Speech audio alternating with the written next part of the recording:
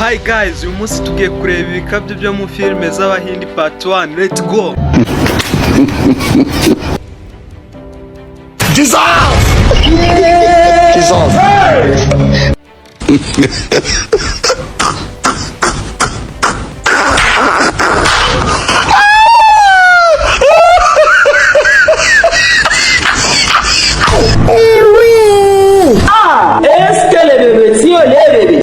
You are a failure. You are a failure. You can never make it. Jesus!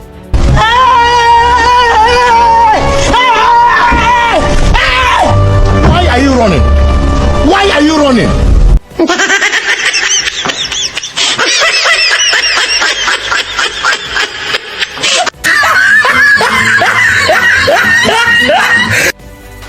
How many times would they tell you before you know that Nigeria is not for you?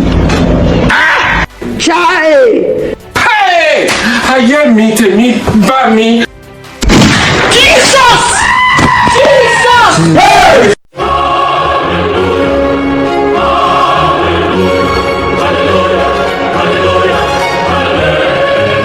Hello guys, nimba ari bwo bwa mbere wagera kuri iyi channel tugusabye gukora subscribe ukana likinga ino video biratunezeza.